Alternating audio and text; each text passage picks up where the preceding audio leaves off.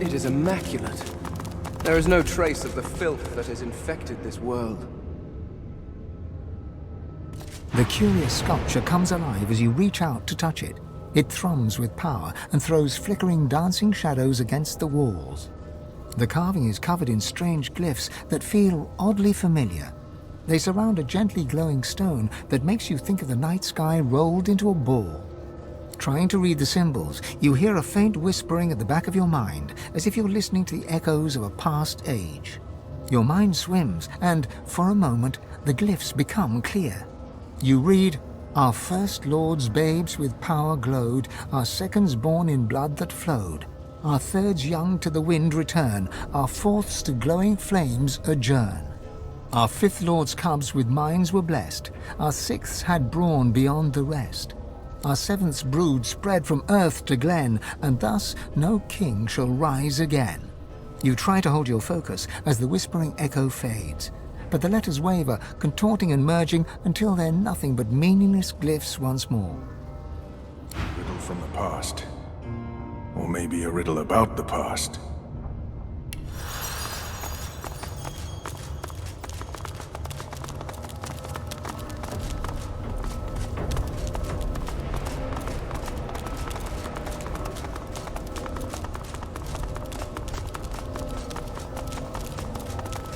It's Amadia, the mother of wizards.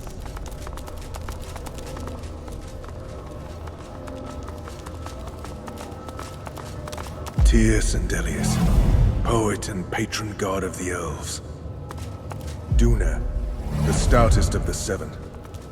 No wonder the dwarves pray to him. Zolstissa, the scaled god of the lizards.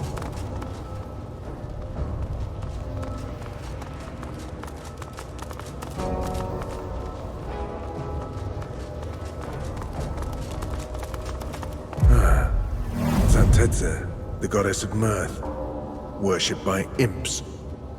The god of the orcs, Vrogir. Ralik, I used to pray to you when I was young. That's it. We're through.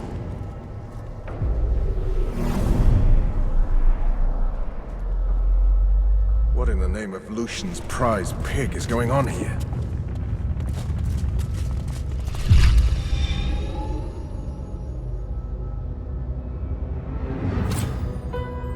What they did in life to deserve such a resting place. As the creature crawls from the sarcophagus, you hear a gasp of breath. Fane steps forward, never taking his eyes off her. I must speak to her. It is vital. Please, stand aside. You hear a gasp from the creature as Fane steps forward. It speaks in a hissing, clicking language that seems both completely alien and somewhat familiar. Fane raises his head and responds in the same jolting, clicking tongue. He seems to be pleading with the creature, his hands outstretched. The creature looks down at him and shrieks in rage. Her gestures are quick, strong, and violent. Whatever she said, it seems to have devastated your friend. The verbal barrage continues, but something changes within Fane. He looks up, and golden light pours from his skull. When he speaks next, you understand every word, but you're not sure the words are his own. Aetera, Aetera. I had hoped to see you turn to dust in this tomb. Alone, forgotten, with only your secrets for comfort. Lady Amadia? You possess him? Have you fallen so far that you seek shelter within that? Does your vessel even know what you did? The war you started? The greed and avarice that saw you betray the Eternals? The glow fades, and Fane seems to return to himself. He staggers slightly, exhausted by everything that's happened. The creature turns away from him and, panting, turns to you. The creature looks down from its perch, trembling. It crawled out of that sarcophagus as if it had forgotten how to move its limbs. It turns to you, and you see its face is covered by an intricate mask. From behind its unmoving lips, you hear a noise. It starts as a groaning, croaking chatter, but slowly becomes more distinct. It's speaking. Mais Saravel te de l'arentu, Chamery? The stream of noise cuts off abruptly. After a moment, you hear a jolting, lurching voice. It wears the face of Ralik, but speaks the tongue of beasts? How cruel. I suspected the Seven Lords won the war after they locked me here, but seeing their faces on dumb creatures, a depressing confirmation. Gods? What is this senseless braying? The Seven Lords were Eternals, just as I am. Deep within your soul, you feel your god stirring at the sound of the voice. You can feel its anger and fear swelling inside you. The creature leans forward to get a better look at you, clucking and tutting under her breath. It seems to be a simple form at its core, a source vat. A walking, unfortunately talking, source vat. Fascinating. I wonder how to extract the source from the vessel without... She pulls back suddenly, recoiling in horror. It is rotting. Almost imperceptibly, but it decays before my eyes. It does not even have a century left. The god within you reacts, his emotions a cocktail of fury and fear. You hear his voice, demanding that you give him control, demanding your body obey his will. Aetera, you worm. An eternity locked away was too good for you. I should have seen you ground to dust and fed to the wind. Your heresies deserve nothing less. The figure recoils, as if struck. Rallic, what happened to you? Did you truly fall so far? Silence! It is your king that has fallen. He and all the other eternal cowards were flung into the void. And the power you were too scared to hunt has made me a god. And yet here you stand, small, weak, decaying. I will not even need the Aeteran to grind you into the dust. You feel your god freeze at the mention of this Aeteran, a cold terror settling in your chest. Where is it? Ha! Of course you never found it. You always lacked imagination, Lord Rallic. I hid it in these very caves, although I can feel its distance now. Someone has uncovered it. Perhaps they intend to flay the godliness from you. No matter. Given your pathetic state, it is mine to collect at my leisure. As for that monstrosity you have made your shell, it was designed to die, and I think it is time that design were fulfilled. Do not worry. The source shall not be wasted. It will carry me from this tomb. It will bring me freedom at last.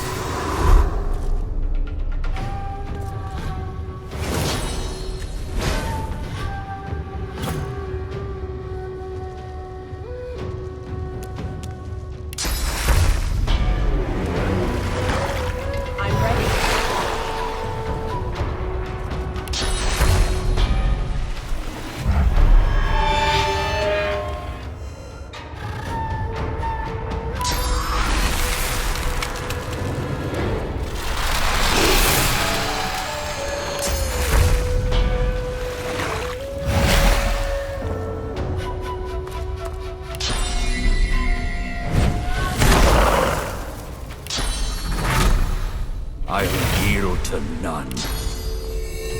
I'm fading!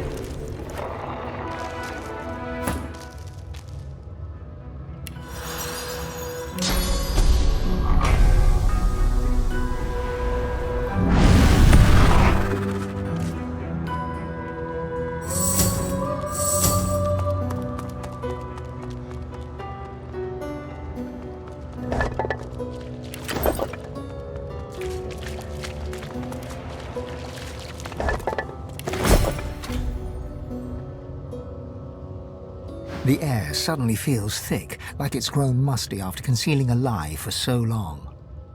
So, the gods are liars. I can't say I'm surprised. They lied. I can't believe it. I mean, of course they lied to you, look at you. But they also lied to me. Everyone's got a past. We are who we are in this moment. That includes the Mighty Seven. Just when I think this land holds no more surprises, I find myself in some place even more dismal than the last. Still, at least this is an interesting variation on dismal. I could be worse. I mean, I could have spent several millennia in the clutches of the Void, so... The Eternals. They're not gone. Or, they are. But they're not dead. They're in the Void. The Seven threw them to the Void. They damned them to that. To an eternity of torment. And they did it in my name. They did it because of me. Fane knocks your hand away with a snarl. I am not here for your pity. This is my fault. I will not hide from it. I gave them my research on the Veil. I gave them a prize to snatch from the king. Worse, I gave them a weapon to use against their own people. The source of the Veil would have made them unimaginably powerful, and their theft left enough of a crack for the void to pour in. Every wickedness visited on my people. Every evil that stalks this land. It was my fault. That is a surprising spurt of logic from one of your kind. I cannot sit here and just wish for death. I must carry on. For my people. For my family. My loved ones may be gone. The Seven may be corrupt, but I remain. The last true eternal must survive. And perhaps, just perhaps, I can find a way to bring my people back. Fane grips you by the arm, his hands strong. Come, Godwoken. There is work to be done.